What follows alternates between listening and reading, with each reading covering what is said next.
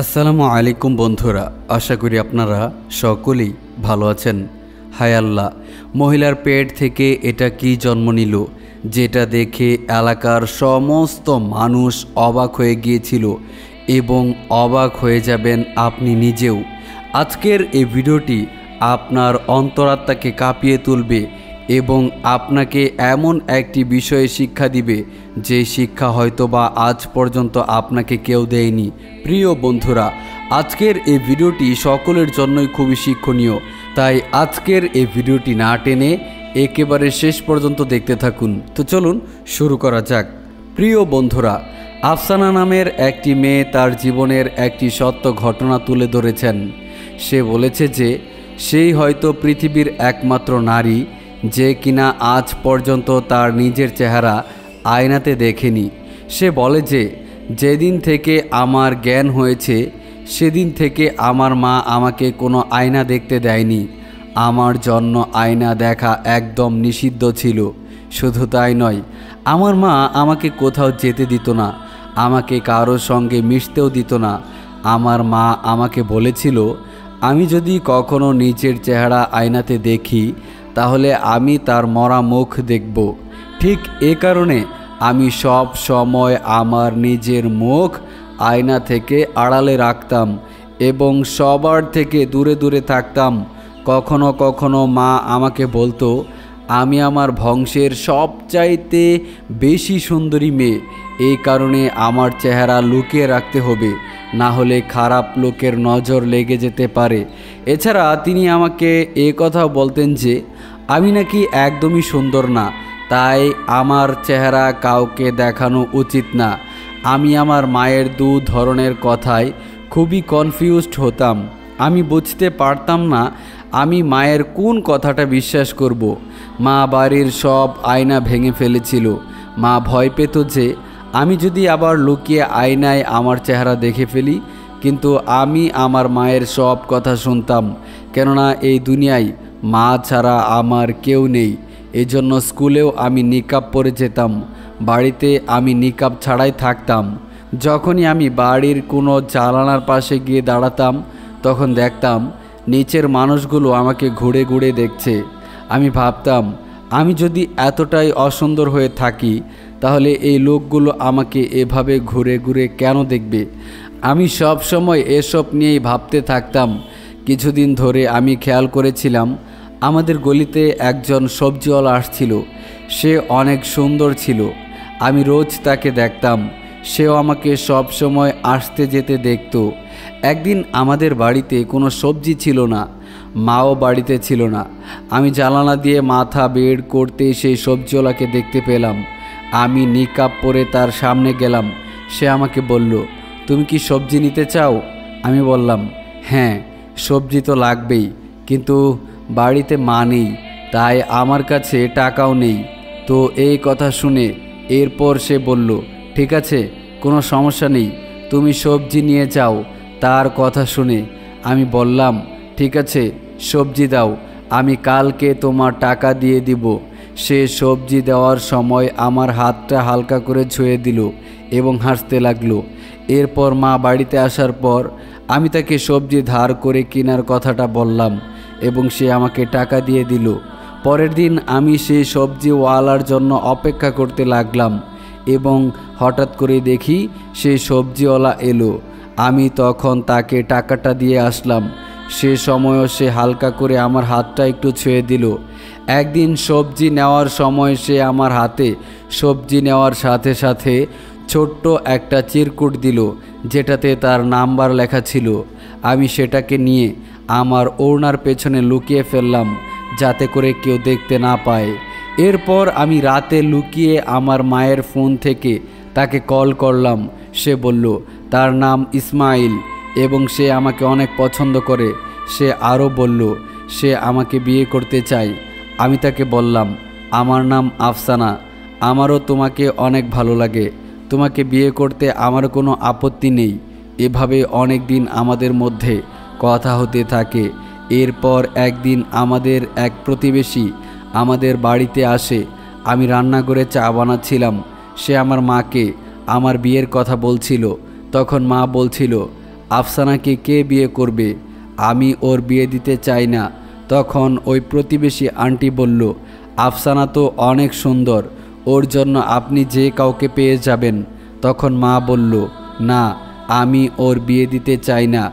এটা শুনে আমার অনেক কষ্ট হলো। আমি তাদের জন্য চা নিয়ে আসলাম। এরপর আমি ইসমাইলের সঙ্গে কথা বলা বন্ধ করে দিলাম। অনেক দিন পর্যন্ত তাকে কোনো ফোন দিলাম না। ইসমাইল একদিন আমাদের বাড়ির পাশে আসলো। সে আমাকে বলছিল আমি কেন তাকে ফোন দিচ্ছি না। আমি বললাম, আমার মা কখনোই আমাদের বিয়ে হতে দিবেন না, তাই তুমি আমাকে ভুলে যাও। সে বলল, যা কিছুই হয়ে যাক না কেন, আমি তোমাকেই বিয়ে করব। আর বলল, আজ রাতে যেন আমি তাকে অবশ্যই ফোন দেই। এরপর রাত হতেই আমি তাকে ফোন করলাম। সে বলল, আমি যেন আমার মাকে সব কিছু খুলে বলি। যদি আমার মা রাজি হয় তাহলে তো ভালো, কিন্তু যদি রাজি না হয় তাহলে সে আমাকে নিয়ে পালিয়ে যাবে। এরপর আমি তাকে বললাম, আমি তোমাকে ছাড়া বাঁচব না, আমি তোমার সাথে পালিয়ে বিয়ে করতে রাজি আছি। সেদিন রাত হয়ে যাওয়ার পর যখন মা গভীর ঘুমে লিপ্ত ছিল, তখন কিছু জামা কাপড় নিয়ে আমি ছাদে গেলাম। ছাদে গিয়ে দেখলাম ইসমাইল দাঁড়িয়ে আছে। আমি তার সাথে পালিয়ে গেলাম এবং তাকে বিয়ে করলাম। এরপর আমি সেজেগুজে বসেছিলাম। সে যখনই আমার ঘোমটা সরালো তখনই একটা চিৎকার দিয়ে উঠল। আমি খুবই অবাক হলাম। এরপর সে আমাকে একটা আয়নার সামনে নিয়ে গেল। আমার চেহারা দেখে আমি ভয় পেয়ে গেলাম, কেননা আমার চেহারাটা একটা জানোয়ারের মতো ছিল। মা আমাকে ঠিকই বলতো যে আমাকে কে বিয়ে করবে। আমার স্বামী আমাকে বলল যে আমাকে আমার মায়ের কাছে নিয়ে যাবে এবং এর রহস্য জানতে চাইবে। এরপর আমরা তাই করলাম। মায়ের কাছে গেলাম এবং সব কিছু জিজ্ঞেস করলাম। মা বলল, এক সময় নাকি আমার বাবা অন্য কোনো নারীতে আসক্ত হয়ে গিয়েছিল, তাই সে আমার বাবাকে নিজের কাছে ফিরিয়ে আনতে অনেক জাদুর সাহায্য নিতে শুরু করে। সে ধীরে ধীরে সে অনুযায়ী আমল করতে থাকে। এভাবে সে অনেক কিছু শিখে যায়। মানুষজন তার কাছে আসতে থাকে এবং টাকা দিয়ে সাহায্য নিতে থাকে। একবার এক মহিলা তার কাছে এসেছিল সেই মহিলার মেয়ের বিয়ের জন্য। তার মেয়ের যে বাড়িতে বিয়ে হবে সেই লোকের প্রথম বউয়ের কোনো বাচ্চা হয় না, তাই সেই লোক তার মেয়েকে বিয়ে করতে চাচ্ছিল। বিয়ের ঠিক কিছুদিন আগেই সে জানতে পারে তার প্রথম স্ত্রী গর্ভবতী, তাই সেই মহিলার মেয়েকে সে আর বিয়ে করবে না। তাই সেই মহিলা চাচ্ছিল এমন কোনো জাদু যেন তার মেয়েকে ওই লোক বিয়ে করে, যাতে করে তার প্রথম স্ত্রী মারা যায় এবং তার মেয়েকে বিয়ে করে নেয়। এতে করে সে অনেক টাকা দিবে। মা লোভে পড়ে তার কথা মেনে নেয়। এরপর সে জাদু করা শুরু করলো। ফলস্বরূপ ওই মহিলা বাচ্চা জন্ম দেওয়ার সময় মারা গেল। এর কিছুদিন পরই মা এমন একটা জাদু শিখেছিল যেটা করলে আমার বাবার চেহারা একটা ভয়ানক জানোয়ারের মতো হয়ে যেত এবং সে সারা জীবন আমার মায়ের কাছেই থাকবে। কিন্তু এটা একটা ভয়ানক জাদু ছিল। এতে যদি কোনো ভুল হয় তাহলে অন্য কোনো কিছু ঘটে যেতে পারে। মা সেই আমল করা শুরু করে দিল এবং মন্ত্র পড়তে পড়তে সেটা ভুল হয়ে গেল। এরপর সে ঘাবড়ে গেল এবং দৌড়ে আয়নার সামনে গিয়ে দেখল তার চেহারা একদম ঠিক আছে, কিন্তু পিছু ফিরতেই সে ভয়ে চিৎকার দিল, কেননা সেখানে আমি শুয়েছিলাম এবং আমার চেহারা ভয়ানক হয়ে গিয়েছিল। এটার ভয়ে আমার মা আমাদের বাড়ির সব আয়না ভেঙে ফেলল, যাতে কখনো আমি নিজের চেহারা সেখানে না দেখি। এবং এরপর আমার বাবাও কখনো বাড়িতে ফিরে আসেনি। সেই নিষ্পাপ মহিলাকে মেরে ফেলা ঠিক হয়নি, কিন্তু তার সন্তান বেঁচে ছিল। ইসমাইল বলল, সে আমার মায়ের মেরে ফেলা সেই মহিলার সন্তান যে আজও বেঁচে আছে। প্রিয় বন্ধুরা, ইসমাইল আফসানাকে এটাই বলেছিল, তোমার মা যেই মহিলাকে জাদু করে মেরে ফেলেছিল সেই মা ঠিকই মারা গিয়েছিল, কিন্তু তার সন্তানটি বেঁচে গিয়েছিল। আর সেই সন্তানটি হচ্ছি আমি ইসমাইল, যাকে তুমি বিয়ে করেছ। প্রিয় বন্ধুরা, আল্লাহ তাআলার কুদরত বোঝা বড় দায়। আপনি কখনোই জানবেন না, আপনি কখনোই বুঝতে পারবেন না যে আপনার সাথে ভবিষ্যতে কি হবে। যেই মহিলা ওই মহিলাকে ক্ষতি করতে চেয়েছিল, ওই ক্ষতির প্রভাব তার নিজের কন্যার উপর পড়ল। আর যেই মহিলাকে সে মেরে ফেলেছিল, তার বেঁচে যাওয়া সন্তানের সাথেই শেষমেশ তার কন্যার বিয়ে হয়েছিল। এটা সত্যি একটি আজব করা ঘটনা, সত্যি একটি অবাক করে দেওয়ার মতো ঘটনা। আমি জানি না আপনাদের কাছে ঘটনাটি কতটুকু বিশ্বাসযোগ্য হয়েছে, তবে এই ঘটনাটি নেওয়া হয়েছে উর্দু একটি চ্যানেল থেকে। সেখান থেকে ট্রান্সলেট করেই মূলত আপনাদেরকে শোনানো হয়েছে।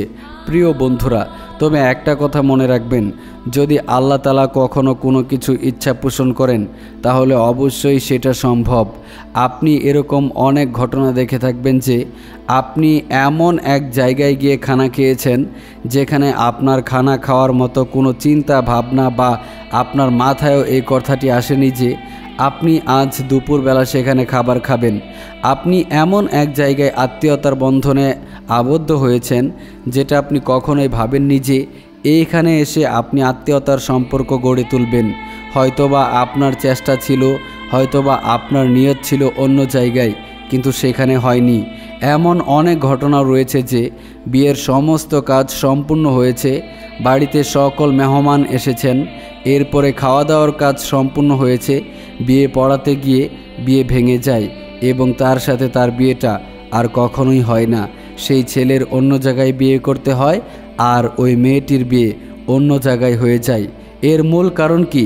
মূল কারণ হচ্ছে এটাই, আল্লাহ তাআলা যা চান তাই করে থাকেন। যদি ওই মেয়ের সাথে ওই ছেলের বিবাহ লেখা থাকতো, আল্লাহ তাআলা যদি তাদের তকদিরে বিবাহ শাদী লিখে রাখতেন, তাহলে অবশ্যই তাদের সাথে বিয়েটা হয়ে যেত। যেহেতু তাদের সাথে তাদের বন্ধন লিপিবদ্ধ করা হয়নি, সুতরাং তার সাথে তার কিভাবে বিবাহটা হবে একটু ভেবে দেখুন তো। আসলে এটাই হচ্ছে আল্লাহ তাআলার কুদরত।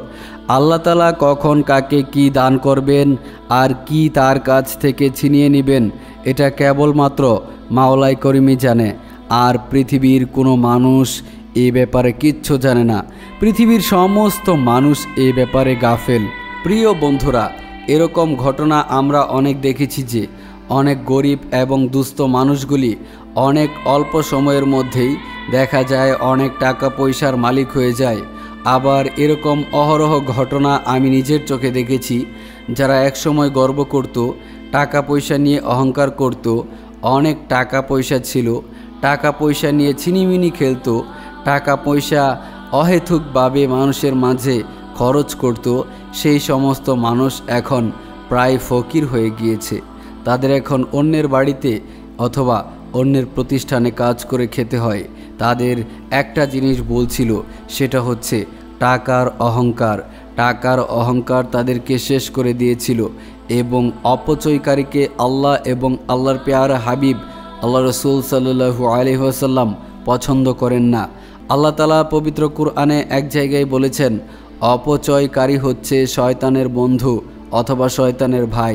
সো যে ব্যক্তি অপচয় করবে, যে ব্যক্তি অহেতুকভাবে টাকা পয়সা নষ্ট করবে, তার এক সময় বরকত চলে যাবে, সে ব্যক্তি এক সময় দারিদ্রতায় পদার্পণ করবেন। সুতরাং আপনি কখনোই অপচয় করবেন না। সব সময় আল্লাহ রসুল সাল্লাল্লাহু আলাইহি ওয়াসাল্লাম যেভাবে জীবন পরিচালনা করতে বলেছেন সেভাবেই জীবন পরিচালনা করুন এবং সঠিক হিসাব নিকাশ সব সময় নিজের মধ্যে রাখুন। আপনি যদি সব কিছু থেকে নিজের অপচয়কে রক্ষা করে থাকেন তাহলে আপনি কখনোই দারিদ্রতার ধার প্রান্তে যাবেন না। আরেকটা কথা, আপনি খাবার খাওয়ার সময় অবশ্যই দস্তরখান ব্যবহার করবেন। দস্তরখান এমন একটি জিনিস যেখানে খাবার খেলে সেই ব্যক্তির সম্পদ কখনোই কমে যাবে না। আল্লাহ রসুল সাল্লাল্লাহু আলাইহি ওয়াসাল্লাম এক হাদিসে এরকমটাই বলেছেন যে যদি কোনো ব্যক্তি দস্তরখানায় খাবার খান তবে তার সম্পদ কখনোই কমবে না, তার সম্পদ ক্রমশ বৃদ্ধি পেতে থাকবে। এরকম একটা ঘটনা আমি অনেক আগে শুনেছিলাম যে একজন আল্লাহর নেক বান্দা ছিলেন যার কিনা টাকা পয়সার কোনো অভাব ছিল না। সে অনেক দামি ঘোড়ার পিঠে চড়ে বেড়াতেন এবং সে অনেক দান খয়রাত করতেন, এরপরও তার টাকা পয়সা কমতো না। তো সেই লোক একবার হজরত মুসা আলাইহিস সালামের কাছে জিজ্ঞেস করেছিলেন যে, হে মুসা নবী, আমার তো এত এত ধন সম্পদ, আমার তো ধন সম্পদ কমে যায় না, আমার তো অনেক টাকা পয়সা, আমি তো মানুষের মাঝে অনেক দান সদেকা করি, কিন্তু এরপরও আমার সম্পদ কেন কমে না? আমি অনেক চেষ্টা করি, তবুও আমার সম্পদ কমে না। তখন আল্লাহর নবী তাকে একটি কথা বলেছিল, আর সেটি হচ্ছে, আপনি দস্তরখান বিছিয়ে যে খাবার খান, সেই দস্তরখানার বরকতে আপনার ধন সম্পদ কখনোই কমবে না, বরঞ্চ আপনার ধন সম্পদ বেড়ে যাবে। আরেকটা কথা, আপনি নিশ্চয়ই আপনার দস্তরখানে কোনো খাবার পড়ে গেলে সেটাকে আবার উঠিয়ে খেয়ে ফেলেন, তাই না? তখন সেই লোকটি বলেছিল, জি হুজুর, আমি আমার দস্তরখানায় বসে খাবার খাই এবং যখন কোনো দানা সেখানে পড়ে যায় সেটাকে আবার আমি উঠিয়ে ধুয়ে খেয়ে ফেলি, অথবা নোংরা না হলে সেভাবেই খেয়ে ফেলি। তখন আল্লাহর নবী বললেন, এই কারণেই আপনার ধন সম্পদ কমে না, এই কারণেই আপনি কখনো দারিদ্র হবেন না। যদি আপনি নিজেকে দারিদ্রতার দ্বার প্রান্তে নিয়ে যেতে চান, তবে দস্তরখান ব্যবহার করা পরিত্যাগ করতে হবে। তখন সেই লোকটি বলল, জি না হুজুর, আমি দস্তরখান ছাড়া কখনোই খাইনি এবং খাওয়াও সম্ভব না, এটা নবী রাসূলের সুন্নত, তাই এটা ছাড়া আমার পক্ষে সম্ভব না।